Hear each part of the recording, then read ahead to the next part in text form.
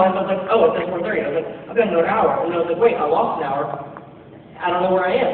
And I crawled back upstairs. I was like, I got another hour of sleep. And I was like, wait, no, I don't. I lost an hour. And long story short, I've been up for a long time because I didn't want to risk it. And so I've been up for like 5, 6 hours, 7 hours already. I've had a lot of coffee. And so I'm ready to go, and I hope you are too. We're in week 4 of this series called Throwback. We're talking about the 10 Commandments, and we're in week 5 of me growing this really cool beard. And so the series that's coming in, the beard probably not so much. I think I'm going to leave it going until I get married. So that's like 6 more months, and that'd be really cool.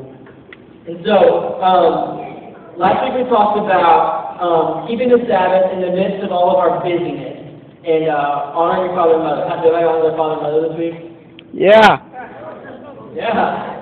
Respect the parents, right? Good time. Okay.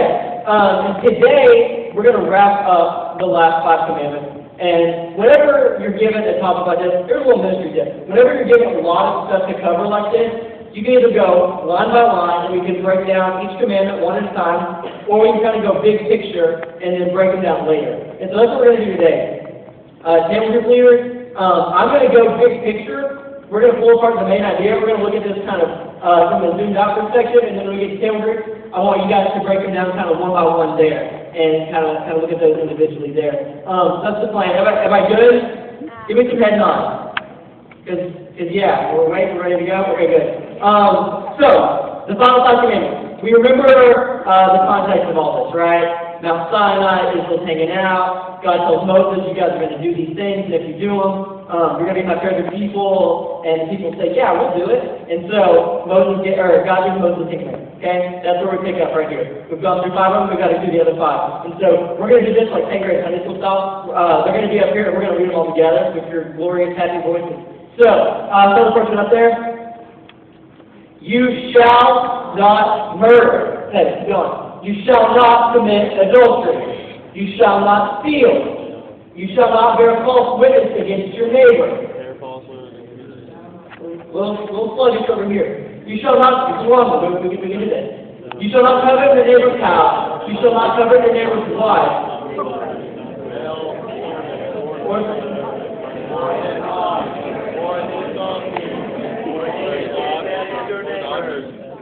What is wrong with you?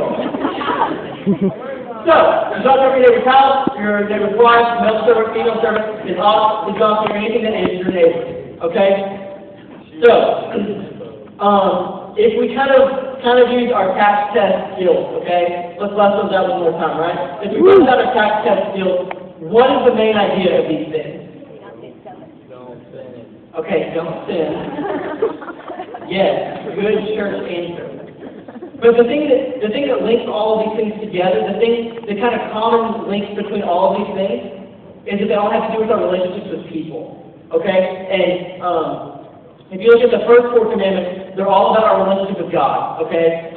Whether it's not having other idols or honoring the Sabbath, whatever it is, it's about our relationship with God. The last 6 are all about our relationships with people. If you're going to emphasize something 6 times, 60% of the time, that means it's pretty important, right?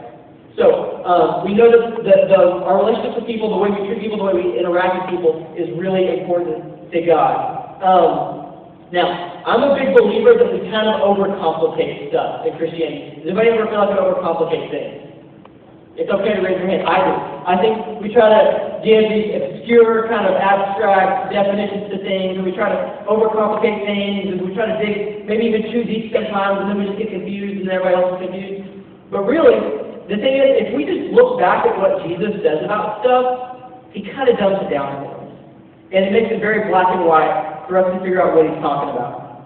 This week, we have our monthly global student ministry staff meeting, which means the student ministry staff from all the campuses get together. We talk about events coming up, we talk about events that happen, we talk about, just random stuff like that. And Clint called me on Monday morning and said, hey, I want you to lead the Devo for tomorrow, because, we sometimes start off with like a staff devotional.